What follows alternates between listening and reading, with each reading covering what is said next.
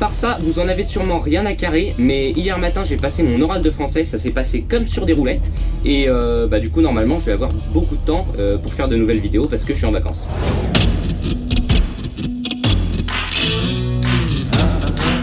Bonjour tout le monde, on se retrouve aujourd'hui pour parler du fameux Snyderverse. On va revenir sur ses débuts, sur les différents films qui le composent, et finalement sur son avenir. Donc pour commencer, je veux que vous sachiez que c'est mon avis personnel sur le sujet, même si évidemment j'essaye au maximum d'être objectif. Si vous avez un avis différent, tant mieux pour vous, mais n'hésitez pas à me donner votre avis dans les commentaires. Ensuite, je sais pas exactement quelle place les studios avaient dans la production de chaque film, donc je vais toujours parler en général de Warner et DC, mais je sais pas lesquels étaient responsables à chaque fois.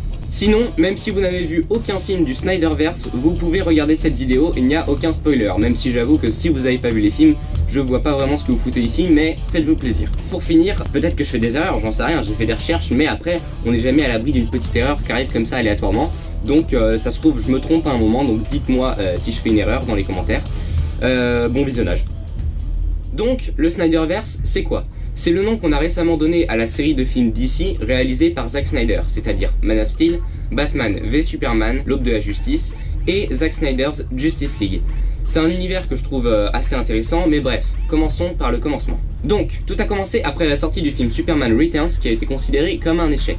Ce qui a poussé Warner et DC à vouloir reboot la saga, c'est-à-dire la recommencer à zéro, et Zack Snyder, qui avait réalisé notamment Watchmen chez DC, est choisi pour réaliser cette nouvelle version de Superman. Christopher Nolan, lui, est choisi pour produire le film et Man of Steel s'inspire justement de Batman Begins pour ce qui est de la narration racontée par des flashbacks au niveau de l'ascension du super-héros. Man of Steel sort donc en 2013 et pour moi c'est une énorme claque. Franchement j'adore ce film et je trouve qu'il est quasiment, je dis bien quasiment parce qu'il y a quand même pas mal de défauts, quasiment parfait. L'univers extraterrestre est très intéressant, l'ambiance très froide sert au récit et visuellement donne de très beaux visuels tout simplement. Les effets spéciaux sont énormes, la réalisation est hyper stylée même si elle peut être dérangeante pour certains. La musique est fabuleuse, franchement la musique d'Hans Zimmer c'est un chef-d'œuvre et les acteurs sont vraiment excellents. Donc voilà, pour moi, Man of Steel, c'est un très bon film. Seul défaut, les personnages peuvent être plutôt froids à mon avis, bon ça va dépendre des gens. Et les visuels peuvent aussi être très assommants pour certains, encore une fois, ça dépend des gens. Il y a des gens qui vont s'en foutre totalement, d'autres qui vont vraiment avoir du mal avec ça, mais moi en tout cas, j'adore ce film. Guardian en route to Metropolis. Package in tow.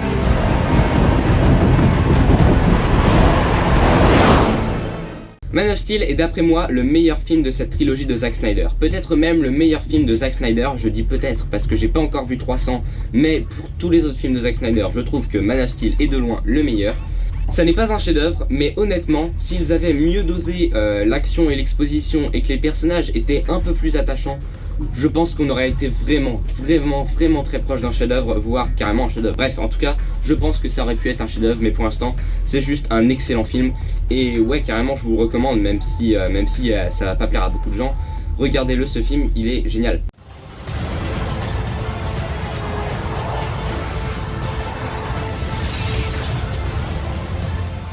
Donc si vous voulez avoir un avis plus détaillé sur ce film, je vous conseille d'aller voir, je vous invite, parce qu'après je peux pas vraiment vous conseiller, sachant que je connais pas vos goûts, mais ouais, il y a ma critique de Man of Steel qui est sortie sur ma chaîne, donc allez la voir et puis voilà. Mais ouais, ce que je trouve bizarre en fait, c'est qu'avec Man of Steel, il a des défauts carrément, mais le film Thor, le monde des ténèbres, Thor 2, il a été mieux accueilli que Man of Steel. Comment c'est possible? Je veux dire, Thor 2, ça se regarde, mais c'est nul, c'est mal foutu. Man of Steel, c'est un grand film quoi, je sais pas, pour moi il y a un problème.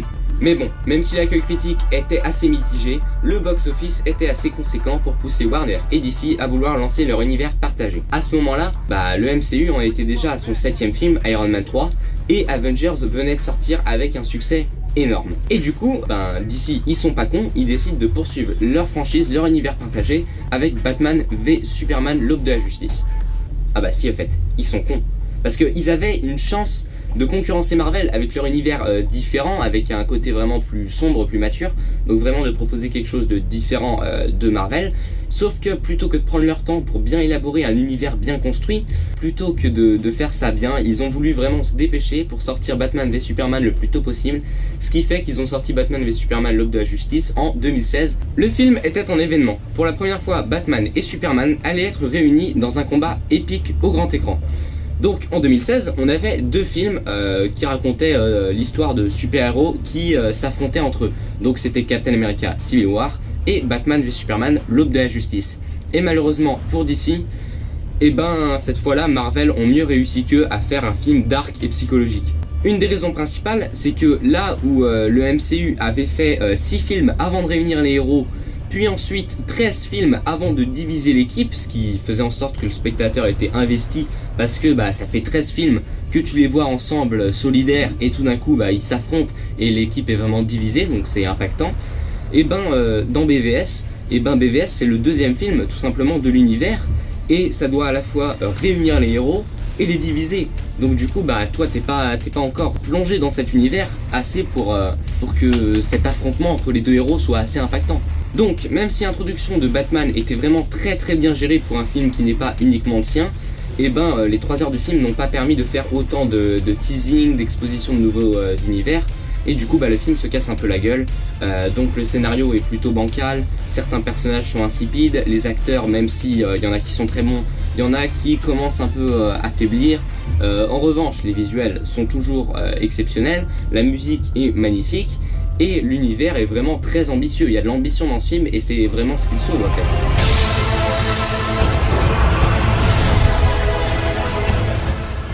Donc pour moi, Batman v Superman est un bon film, mais il croule sous le poids de ce que les studios ont voulu lui imposer en fait.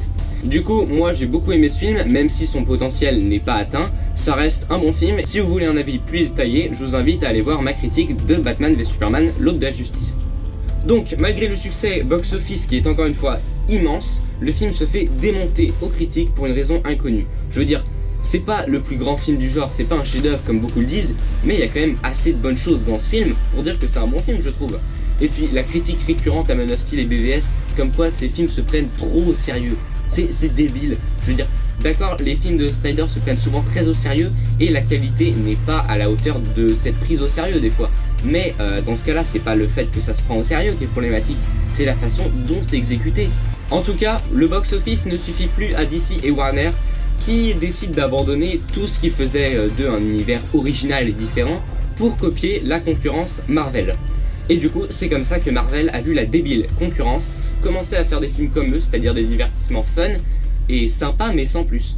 Et bon d'ailleurs, j'ai rien contre les films Marvel, hein. Franchement, moi perso j'adore le MCU, mais hormis quelques exceptions, c'est quand même des films plutôt basiques en général.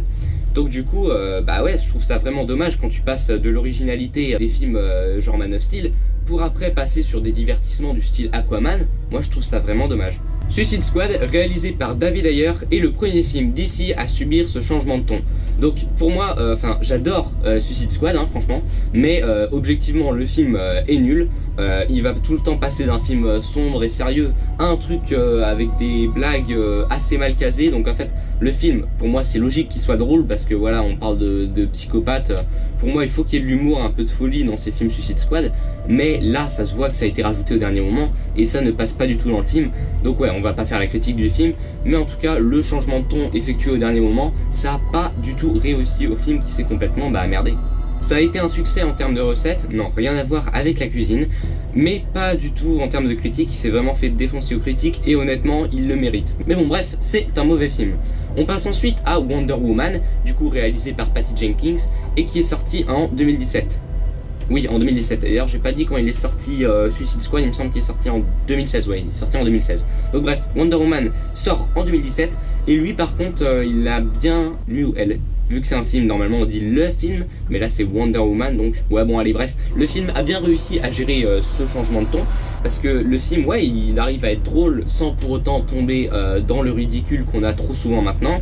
Les visuels froids sont assez beaux, on dirait un peu du Snyder par un moment, mais on évite tout de même les choses que les gens n'aimaient pas chez Snyder justement, comme la froideur des personnages ou alors la longueur.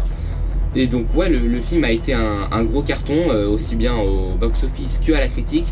Bon, personnellement je trouve qu'il mérite pas vraiment son succès parce que ouais, c'est un film bon, c'est un bon film, mais c'est pas un film non plus un film exceptionnel. Je veux dire, deuxième meilleur film de super-héros de tous les temps sur Rotten Tomatoes. Je pense qu'il faut se calmer quand même, le film est sympa mais sans plus.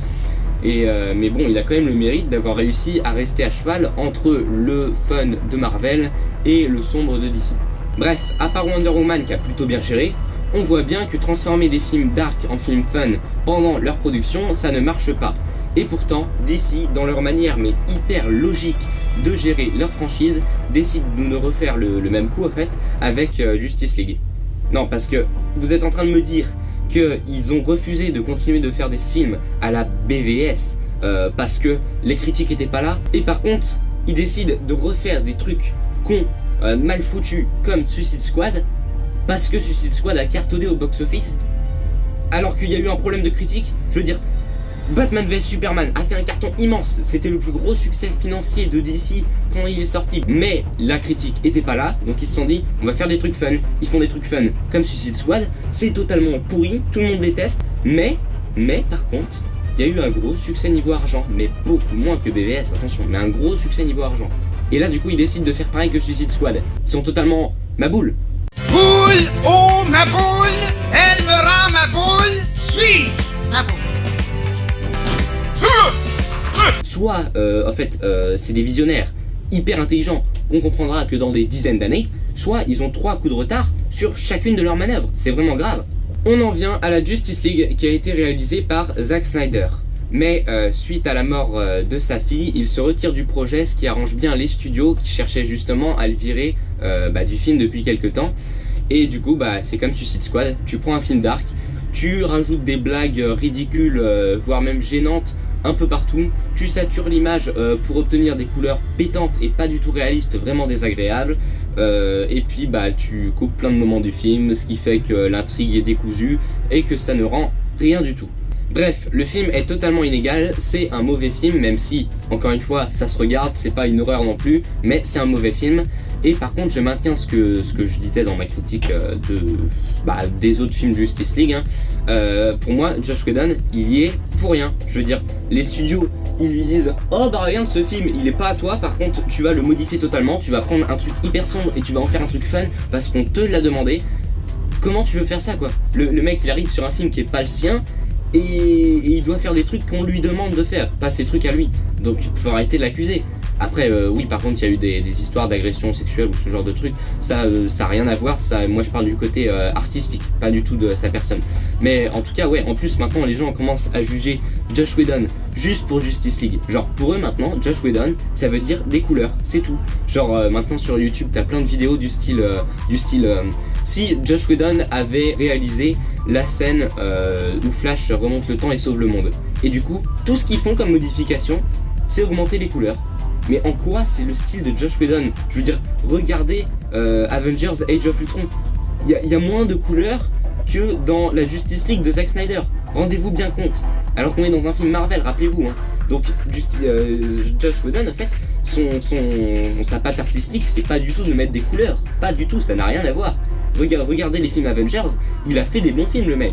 Donc Justice League est sorti en 2017 et ça a été un gros échec aussi bien sur le plan critique que sur le plan financier. Parce que le film a à peine réussi à faire deux fois son coût de production, et en moyenne on considère qu'un film est rentable quand il fait à peu près le triple de ce qu'il a coûté. Donc là il a fait que le double, donc ça a été plutôt un gros échec. Par contre je comprends pas parce que encore une fois Justice League, tout le monde dit qu'il est nul.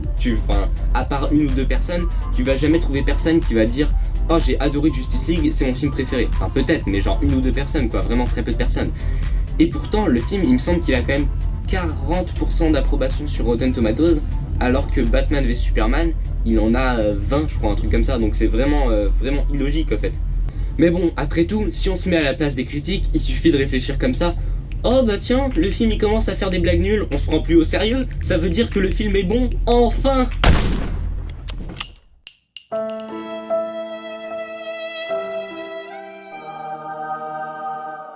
À ce moment-là, l'univers cinématographique DC s'écarte définitivement du travail de Snyder et part dans une lignée de films généralement appréciés par la critique, comme Aquaman. J'en ai fait une critique. Birds of Prey, j'en ai pas fait une critique, désolé. Qu'est-ce qu'il y a d'autre? Shazam, oui il y a Shazam. Et par contre ils vont nous faire la The Batman. Je vais faire une vidéo dessus parce que franchement The Batman ça va être épique, ça va être incroyable. The Batman ça va être le meilleur film de tous les temps. j'exagère, mais ça va être en vrai, je m'attends à un des meilleurs films de super-héros de tous les temps. Et ouais, mieux que la trilogie de Nolan, hein, carrément. Pourquoi je parle de ça, honnêtement? Parce que j'ai perdu le fil de ma conversation avec ma caméra GoPro Hero 5. Et voilà, du coup, bah, je bouche en attendant de me souvenir, donc je parle de The Batman comme ça, voilà, aléatoirement. Et du coup, je disais, bah attends, je vais lire mon texte, ça va être plus facile de se souvenir.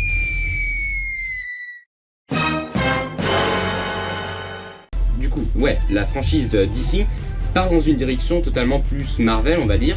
Et moi, honnêtement, je suis pas fan de ces films, mais ça se regarde. Ouais, Aquaman, Shazam, c'est sympa, c'est pas génial, mais ça se regarde. Donc voilà, eux ils partent dans leur sens. Et t'as le Snyderverse, l'univers de Snyder sombre et mature du départ qui reste coincé à ce Justice League raté.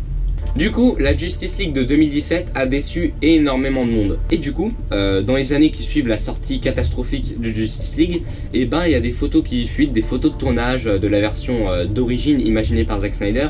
Donc les acteurs, Zack Snyder, tout le monde partage un peu des photos de tournage, des rumeurs, des anecdotes. Et au final, ben t'as une rumeur qui arrive comme quoi DC serait en train de préparer une Director's Cut, donc une version plus fidèle à la version imaginée par Zack Snyder à l'origine. Et donc la rumeur dit qu'il y aurait un film en préparation vraiment qui renouerait avec ce que le film voulait être au départ et non pas la version modifiée par Warner et DC. Les acteurs, les fans, tout le monde demande cette nouvelle version et c'est ainsi qu'a commencé le mouvement. C'est ainsi qu'a commencé le mouvement Release the Snyder Cut, donc libérer la Snyder Cut en gros. Et du coup ouais, c'est un mouvement sur les réseaux sociaux, donc c'est hashtag dièse là le... En fait qu'est-ce que vous en avez à faire, à foutre en fait, de comment ça s'écrit, vous vous en foutez, c'est passé, c'est derrière nous, c'est le passé. En tout cas voilà, hein. Et du coup oui, il y a le mouvement de la release des Snyder Cut qui est arrivé. Et après 4 ans, finalement, les fans ont réussi à pousser les studios de ressortir leur portefeuille pour nous offrir la version d'origine, enfin pas d'origine parce qu'au final elle a quand même été modifiée, il y a des trucs en plus, des trucs en moins, c'est pas la version d'origine, mais c'est une version plus proche de celle que Zack Snyder voulait à l'origine. Et cette version qui est sortie le 18 mars 2021 est pour moi bien meilleure que celle de 2017, donc elle est disponible sur différentes plateformes de streaming genre Netflix, Amazon Prime Video, bon bref tout ce que vous voulez. Et ouais, pour moi c'est carrément mieux, c'est une réussite parce que l'histoire est beaucoup plus développée et intéressante, les personnages sont attachants, les visuels, bon c'est du Snyder donc évidemment c'est super, la bande son de Junkie XL est vraiment très bonne. Et ouais, bah tout est amélioré, tout est bon. C'est pas un film exceptionnel non plus, mais c'est franchement un très bon film, c'est un très bon divertissement. Et voilà quoi, je trouve que c'est très bon.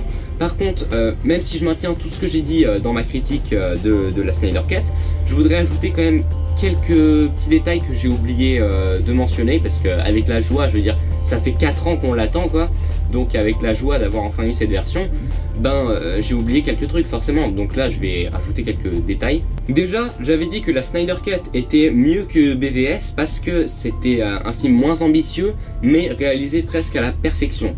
Modérons un peu ça. Justice League est un film très cool, qui est exécuté de manière très cool. Alors que BVS était censé être un film énorme, mais au final, il est juste très cool. Alors qu'il devait être plus que très cool. Donc forcément, il y a une différence entre la volonté d'origine et l'exécution, ce qui fait que pour moi, Justice League est supérieur, même si finalement BVS avait quand même un fond bien plus intéressant que Justice League. Et ce qui m'amène justement à parler de ça, la durée de 4 heures, moi je la trouve pas du tout dérangeante, le film je trouve que ça passe hyper bien, les 4 heures tu les vois pas passer, donc ça dérange pas, mais c'est vrai qu'au final on n'avait pas besoin de 4 heures, on aurait largement pu amputer 1 heure, parce qu'au final là où BVS ça te parlait vraiment d'intrigue politique, ça te disait vraiment comment le monde politique, les gouvernements recevaient Superman et qu'est-ce que ça impliquait d'un point de vue vraiment juridique, donc c'était vraiment intéressant, il y avait de la matière, alors que là Justice League c'est sûr que c'est vraiment plus basique, c'est du Avengers, le méchant arrive, il veut récupérer des trucs magiques, il veut détruire le monde, et les héros doivent l'en empêcher, donc ouais c'est une histoire très basique qui méritait pas forcément 4 heures, même si ça passe très bien. Et justement du coup ce côté politique, c'est ce que je voulais retrouver, même si ça a dérangé beaucoup de monde, même si justement les gens trouvaient que BVS et Man of Steel étaient trop lourds, un peu trop chiants, moi c'est justement cette lourdeur que je voulais retrouver dans Justice League et j'ai été un peu déçu, même si le film ça reste très simple. Merde hein. Ah non, parce que là, on est au mouillage, à l'encre, en face d'un aéroport, et tous les jours, il y a genre 3 gros avions militaires gris énormes qui font des tours dans la journée, qui s'amusent à atterrir, hein. Et en plus, il y a 3 avions de chasse Rafale ou Mirage ou je sais pas quoi, qui font un boucan de malade.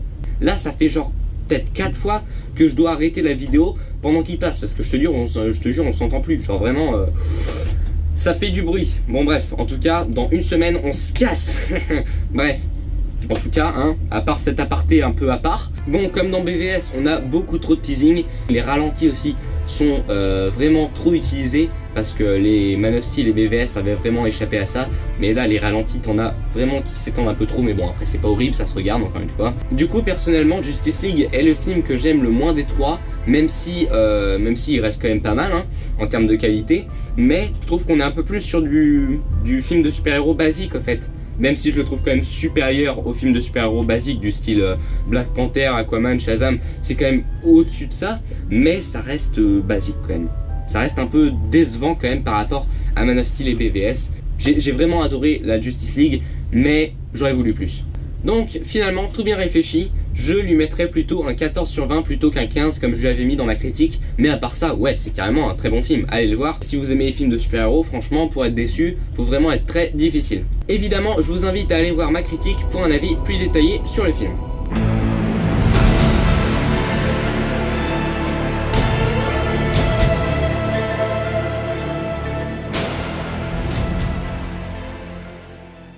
Donc pour moi, le Snyderverse est vraiment un très bon univers. Il y a une ambition énorme, il y a des visuels mémorables, il y a des thématiques plutôt intéressantes dans les 2 premiers films. Il y a également une bande-son géniale dans chaque film. Tous les films ont des bandes-son, des musiques vraiment excellentes. Et ouais, il y a vraiment une volonté de créer un univers, de créer une mythologie, de raconter vraiment quelque chose d'épique. T'as vraiment l'impression que Zack Snyder veut créer en quelque sorte un grand truc, quoi. Je sais pas, un truc à la Seigneur des Anneaux, quoi. Créer un truc dont on se souviendra, un truc vraiment qui a des bases, qui a un passé, qui a une mythologie, quoi, tout simplement, de créer une mythologie. Et ouais, je trouve que c'est vraiment un univers vraiment bien foutu, même si évidemment il y a des défauts, mais les qualités valent largement les défauts pour moi. Pour moi, c'est un très bon univers que j'ai juste envie de voir se continuer en fait. Pour répondre à votre question, oui, mon chat est dans l'arrière-plan, donc je me disais on va faire comme si de rien n'était, et puis je vais continuer la vidéo comme si il s'était jamais rien passé. D'ailleurs, le chat il vient de tomber du hublot, c'est grave quand même d'avoir si peu d'agilité en même temps. Vous la verriez, quand il marche, son ventre il touche le sol des fois. Après je me suis dit je vais pas arrêter de filmer parce que après tout, pourquoi s'arrêter à chat? Ce que je voulais dire, c'est que le Snyderverse, il y a aussi vraiment ce côté très symbolique, très religieux.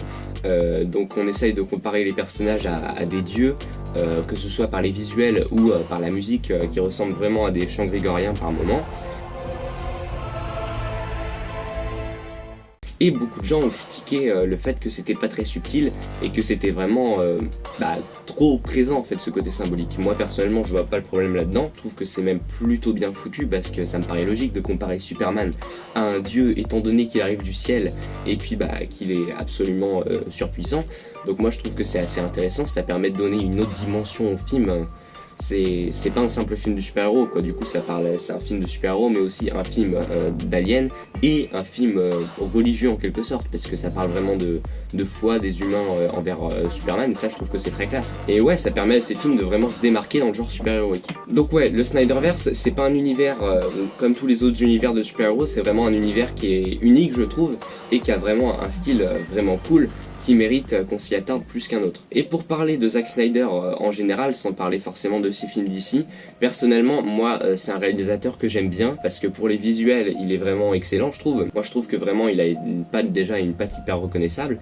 Après, c'est sûr que pour la narration, c'est souvent pas terrible. Enfin, après, j'irai pas jusqu'à dire que c'est mauvais non plus, mais côté narration, il y a un problème. Donc Zack Snyder, pour moi, c'est un réalisateur qui est bon, qui est carrément bon, mais c'est pas le génie, c'est pas le visionnaire que tout le monde dit qu'il est, et pour moi c'est pas non plus la merde que beaucoup de gens disent qu'il est. Pour moi c'est juste un gars qui fait des trucs vraiment cool, et c'est bien comme ça en fait. Et on dirait justement qu'il l'a compris parce que son dernier film Justice League, c'est pas mon préféré du tout, pour moi c'est pas le meilleur de ses films, mais on va dire que c'est le plus réussi, parce que Man of Steel c'est un plus gros film qui est réussi, donc pour moi Man of Steel c'est son meilleur film à Zack Snyder, mais Justice League c'est peut-être le plus réussi, parce qu'en fait je trouve que c'est un film plus simple qui correspond mieux à Zack Snyder en fait, parce qu'il veut toujours en faire des tonnes, mais il a pas les talents de narrateur je dirais, pour être à la hauteur de son ambition. Et du coup dans Justice League on est sur un divertissement plus basique, ce qui lui permet vraiment de s'adapter à ses compétences, et du coup au final ça donne un film cool, pour une volonté cool, et pour moi c'est plus réussi. Donc peut-être que Zack Snyder va se tourner à l'avenir, on l'a vu avec Army of the Dead aussi, donc peut-être qu'il va vraiment se tourner vers des films plus simples au final, qui lui correspondent mieux. Après s'il arrive à refaire des bons films hyper ambitieux dans le genre Man of Steel, j'espère qu'il va continuer en ce sens là.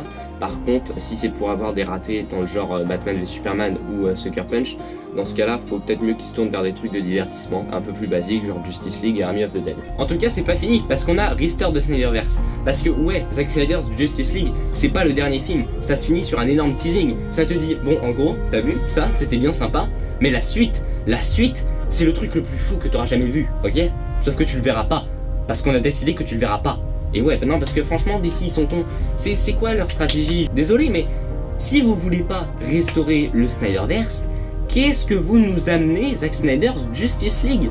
Pourquoi tu mettrais un pied sur le chemin du restore de Snyderverse pour après te dire oh non, ça me fait chier, je retourne dans mon DCU, c'est con. Si tu veux pas nous mettre le Snyderverse, tu fais pas un pas dans ce sens-là. Tu nous donnes, moi j'aurais préféré ne pas, enfin non, quand même pas, mais eux, qu'est-ce qu'ils ont dans la tête? Vous pensiez quoi là? Évidemment qu'en nous donnant la Justice League, on allait vouloir la suite. Ça allait que raviver les ardeurs des fans. Fallait réfléchir un peu dans votre tête les gars, hein? Franchement, désolé d'ici, mais vous avez un bon univers de base. Ok, avec The Batman, vous allez tout éclater, ça va être un des meilleurs films de super-héros. Mais pourquoi vous n'êtes pas capable de faire tout dans une même lignée? Pourquoi vous n'êtes pas capable d'arriver à créer quelque chose de bien foutu? Pourquoi vous n'arrivez pas à tout faire bien d'un coup? Pourquoi vous prenez pas les bonnes décisions? Le MCU a des défauts, mais au moins ils ont le mérite de faire un univers bien foutu. Mais donc bref, vu que tout le monde a vu la Zack Snyder's Justice League et que ça a confirmé que Zack Snyder pouvait nous faire un univers incroyable, et tous les fans ils veulent la suite. Donc du coup c'est comme ça qu'a été lancé le mouvement Restore the Snyderverse. Donc du coup c'est pareil que release de Snyder Cut, sauf que cette fois c'est pour que justement DC ramène Zack Snyder, qui lui disent bon d'accord, on te donne carte blanche, tu continues ton univers, tu vas jusqu'au bout, tu finis ton histoire, et c'est tout ce qu'on veut en fait. Le seul truc que j'ai à redire sur ce mouvement, c'est que les gens abusent, parce que t'as des gens qui vont mettre Restore de Snyderverse absolument partout, même quand ça n'a rien à voir. Mais par contre des fois ça a à voir, et des fois c'est vachement bien joué. Par exemple DC, je sais pas pourquoi ils ont fait ça, peut-être on dirait qu'ils veulent vraiment provoquer les fans, je comprends pas du tout leur stratégie, mais ils ont ressorti il y a quelques mois une bande-annonce sur YouTube de la Justice League de 2017, attention de 2017, genre 99% des commentaires c'est Restore the Snyderverse, avec un drapeau à côté pour dire du pays duquel ça vient. Donc c'est épique en fait. Justement, est-ce que ça va marcher? Est-ce qu'on va réussir à avoir notre Snyderverse? Honnêtement, je pense que oui, évidemment j'en suis pas sûr, mais il y a quand même pas mal de choses qui peuvent te laisser penser qu'on va avoir une suite. Déjà, l'existence même de la Snyder Cut, parce qu'au final, pendant 4 ans, on croyait que ce serait impossible, et pourtant, ils l'ont fait. Donc comme quoi, tout est possible, l'impossible est possible au final. Ensuite, pourquoi est-ce qu'ils auraient dépensé autant d'argent dans un film cul-de-sac? Je veux dire, ils ont fait leur version et ils continuent, ils ont clairement dit qu'ils voulaient pas restaurer le Snyderverse pour l'instant. Donc pourquoi ils auraient dépensé autant d'argent? Je veux dire, parce qu'au final, le film Justice League, il en est à 3 productions. La production d'origine, donc le film sérieux et tout. Ensuite, il y a eu la production du Justice League comique, donc la version de 2017. Et une 3e production, donc c'est-à-dire le refaire comme il était à l'origine, plus des changements, plus des rajouts, bref. Ils ont vraiment modifié le film, et du coup au final ça fait 3 productions. Donc pourquoi ils auraient payé si cher, dépensé autant d'argent, juste pour faire plaisir aux fans, juste pour faire plaisir à Snyder? Honnêtement, non, je pense pas. Donc pour moi c'est qu'ils veulent restaurer le Snyderverse, mais je sais pas pourquoi ils disent qu'ils veulent pas le faire, j'en sais rien en fait, je comprends absolument rien. À DC et Warner, je sais pas comment ils gèrent leur franchise, mais c'est bizarre pour moi. Parce que quand même, ils ont dû perdre un paquet d'argent. Le film Zack Snyder Justice League a beau cartonner pour un film de streaming, et au final, il a pas dû gagner tant que ça. Pas autant qu'un film sorti au cinéma. Donc franchement, ils ont dû perdre un paquet d'argent dans cette histoire. Et ça m'étonnerait qu'ils aient fait ça juste pour nous faire plaisir. Donc ils doivent bien avoir une idée derrière la tête. Mais au final, c'est eux qui ont lancé ça, comme je l'ai dit. Pourquoi ils s'attarderaient à faire Zack Snyder's Justice League si c'est pour enterrer le Snyderverse? Pourquoi? À quoi ça servirait de revenir dessus pour après dire bon, on vous donne ça et on se casse? Non, merde, c'est pas logique. Et de toute manière, ils changent tellement d'avis tout le temps que c'est pas impossible qu'on ait le Snyderverse.